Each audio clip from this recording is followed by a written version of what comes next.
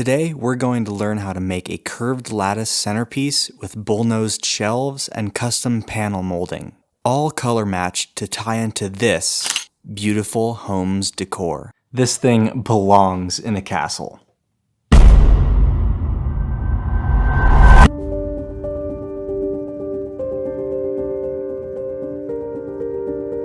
Welcome to my shop. I hope you enjoy this video. The first component to fabricate is the 6 bullnosed shelves. I'm using 1/2" MDF veneered with alder.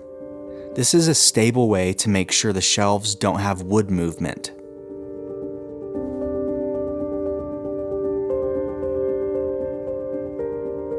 The existing media center has a TV filling the bay, and my clients want some simple shelves to replace the flat screen that will be moving to the fireplace. Let's just completely disregard the simplicity of what they want and make a work of art that will blow them away.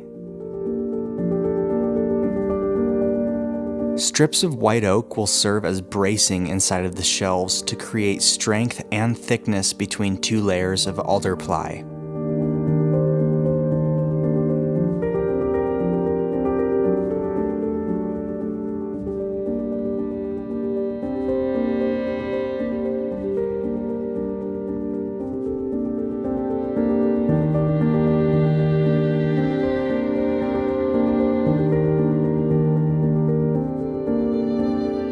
Three of the shelves have end caps that will strengthen the sides for finish screws, as you'll see. I wrote myself a reminder to disengage my saw stop brake since I will be cutting through a few blown out metal pins.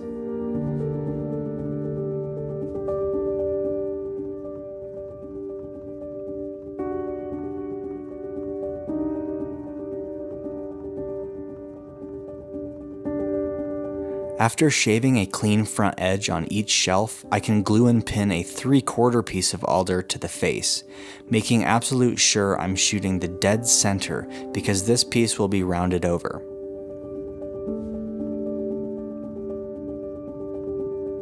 I left extra hanging over to be cleaned up with a flush trim bit. I will use a 1/2" round over bit first, followed by a 3/4 round over to finish the bullnose.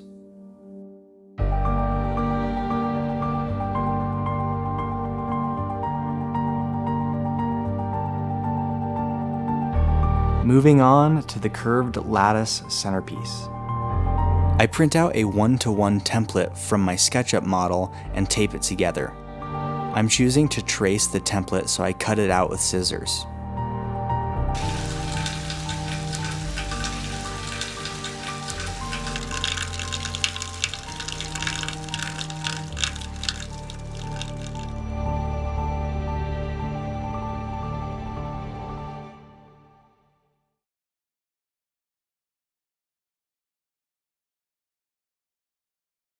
This same 1/2" veneered MDF cuts easily with a jigsaw. And the remainder left me with a cool rocket to play with. This awesome flip cart is modeled after the Fisher's flip cart. I'll put a link in the description to his channel. He's one of my favorites. I use the spindle sander to refine and sand to the line. Then I can use a scraper and sandpaper to fine-tune a smooth curve, followed by a track saw to cut the straight edges.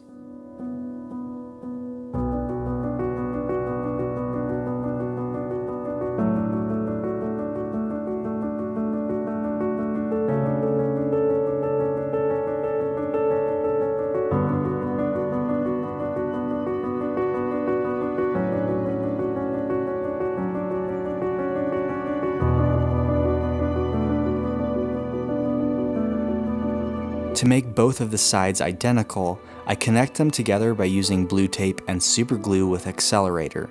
Then I can simply use a templating bit to cut a copy of the first side.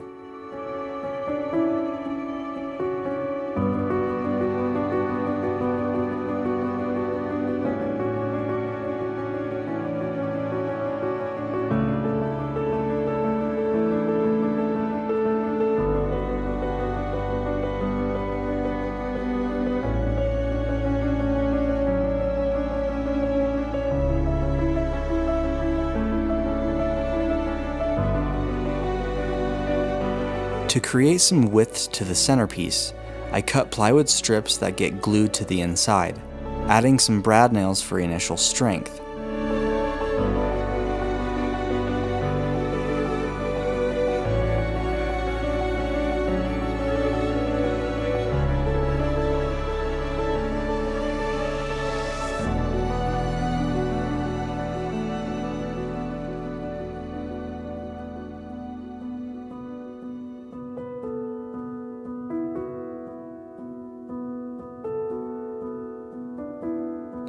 Then I can align the other side and attach with glue and pin nails.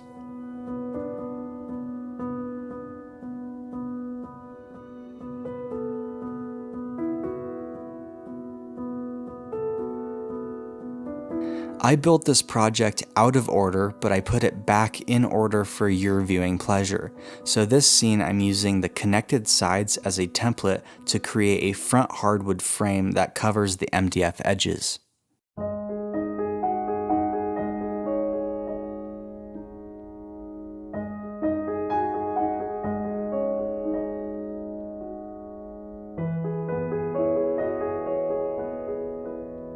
Once again, I have them connected to fine-tune the fit by sanding.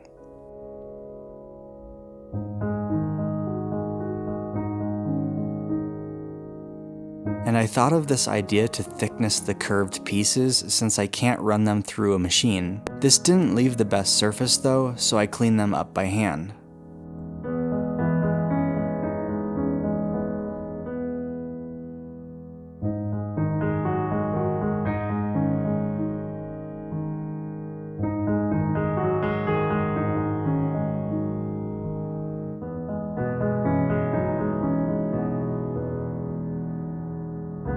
A 1/4-inch panel serves as a backing to the lattice. To get this MDF panel to bend easier, I cut kerfs into the back side. This is a technique from building stringed instruments and has a lot of importance when making curved art.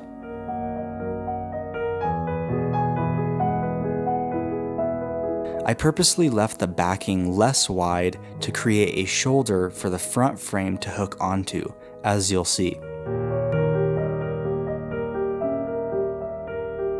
Using a spacer that serves as the thickness of the eventual lattice, I can mark where to cut a rabbet into the curved sides and use a marking gauge to mark the other dimension.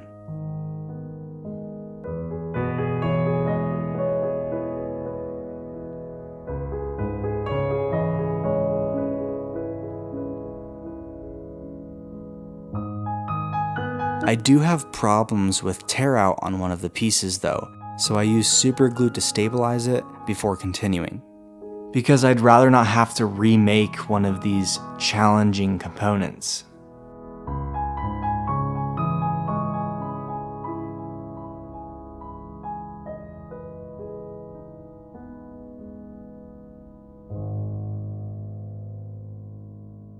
This face piece is cut to match the angle of the connecting frame. It will be joined with toothpicks as floating tenons, and CA glue due to the small surface area and challenges of clamping.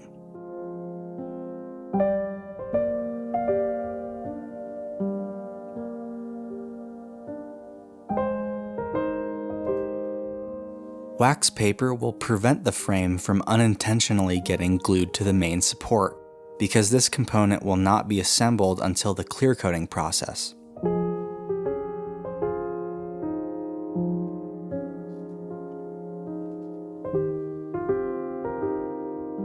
I will also be careful when gluing the top filler block in as well. It's time to start the lattice work. It consists of 1/16 inch thick strips of alder that get cut to a 1/2 inch wide.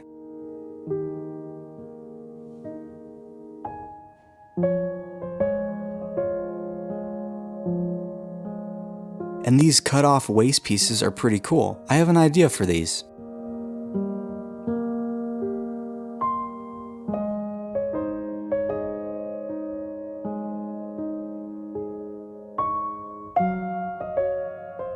To continue refining the lattice strips, I thickness them in the drum sander and stand them on edge to clean up the sides.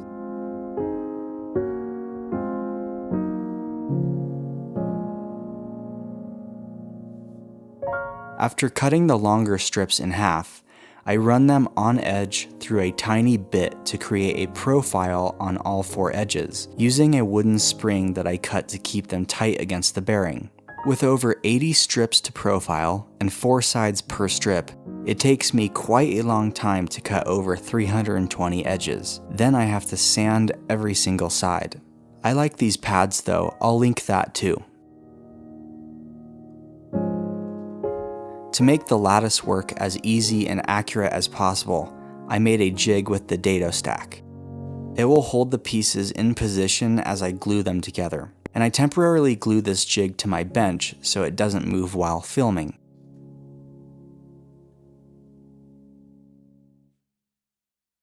I cut them with a tiny miter box and a Japanese saw.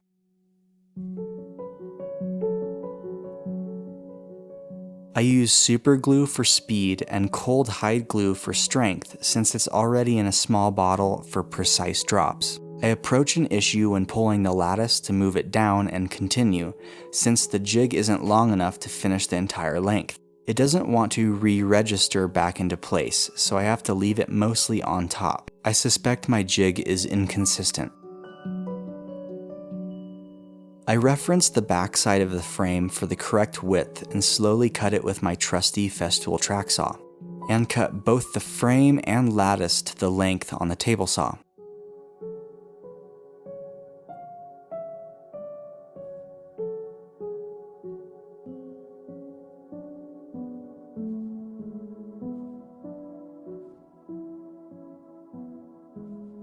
The last part of rough fabrication is 3 different custom-sized panel moldings. The first one is a small quarter round that will frame the lattice work. I cut a 1/4 inch round over onto a long piece of alder, then sand and cut the curved section free on the table saw.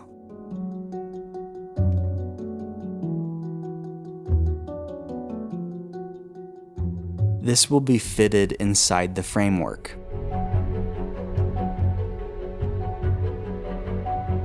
The second profile is a Roman OG. Again, starting with a large piece of wood makes routing a lot easier and safer.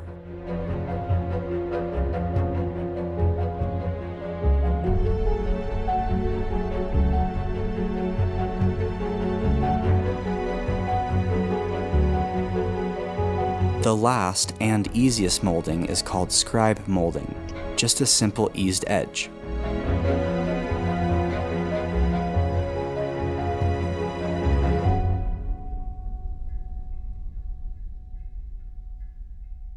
Now I can final sand everything to 220 grit and drill the micro pocket holes in the 3 shelves that got reinforced sides.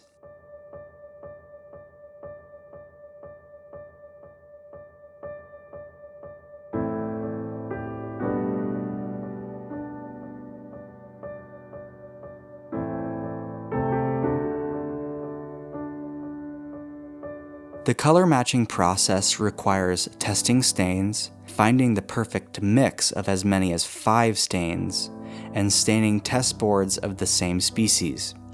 All steps, including clear coating, must be done for a correct color and sheen match. I'm using an oil-based stain mixture for more pigment depth and longer working time.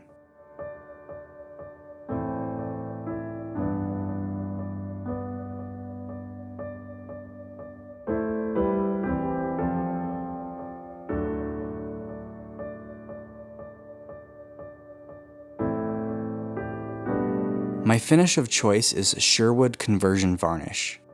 This finish made my last walnut cabinets look like heaven on earth. You can view that video here.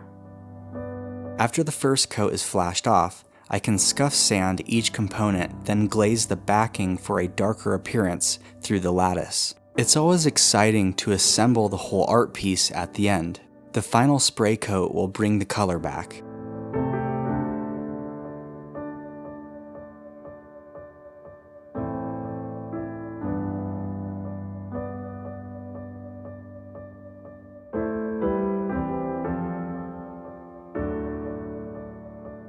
But first I need to profile glaze the inside edges to match the existing cabinet.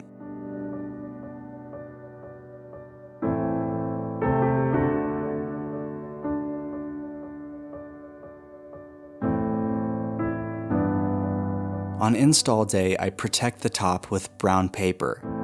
This helps reduce the risk of scuffs and scratches, but doesn't limit my ability to install the centerpiece. I cut out a section of the moldings with a very sharp multi-tool blade to make room for the support, then attach a mounting block and cleats to the wall for permanent installation. The 3 unmodified shelves can be slid into place and pinned, followed by the side cleats and centerpiece mounted with finish screws.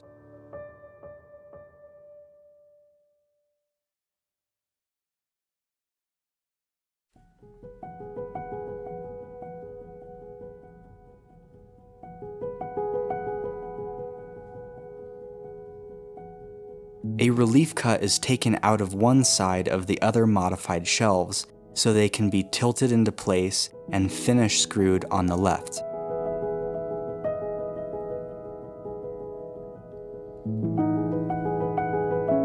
Wax filler and a touch-up marker work great for hiding these holes. Next, the different panel moldings can be installed either in inside corners or over random holes that the TV mount had created. I usually touch up the surrounding area from its age and use, and of course, I always clean up well. I truly appreciate your willingness to spend your time watching my art. Here's the shots you've been waiting for.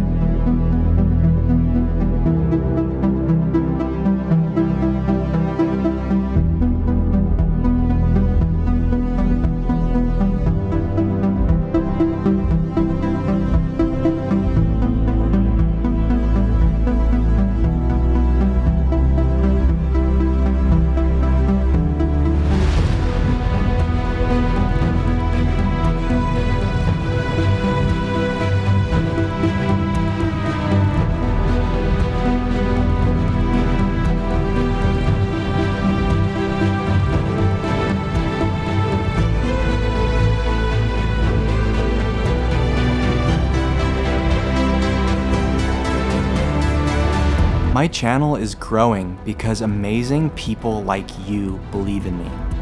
I thank you for that opportunity, and I'll see you next time.